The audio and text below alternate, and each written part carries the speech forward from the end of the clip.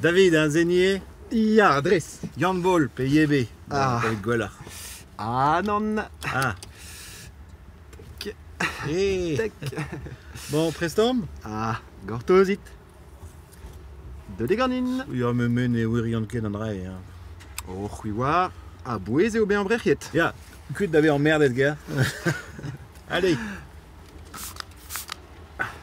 Non, mais neta da rand ma auto ingal. Oh là là. Bon, prest. Ah. Oh, hag un antrilius, pen. Oh, mais trugari.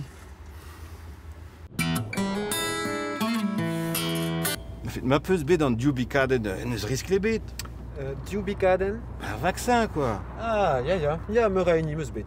Me reini. Ya, trizeg aneo de da ben da gaout. Mais trizeg men d'or kemat, fin. Eh oh, fakedin be a dangerus evin mazud, ha? Seiz pas yehed a la meus, ben nebeud moma eil pas brech yedel. Ah, me blij fedin, chom ebe an barnet mar plij. Non, mais a drugaret a dud veldon e ya c'hlinvedred var gil, hein? Jo, e marteze peus ket lennet ar razetennou, mais amman ne ket bet spontus ar chifrou morse. Just a war. A drugaret a dud veldon.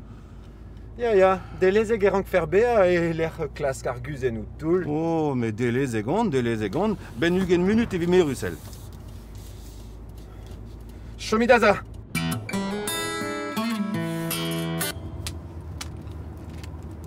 Allez, gwelloc'h ede ur enno? Ya, kalz gwellor. Gwelaze. Ma nous on ket penonz e reoc'h gant ar variant nevez o ton, hein?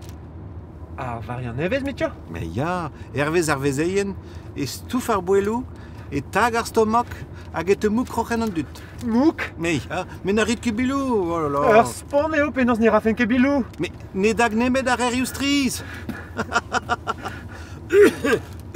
Ah.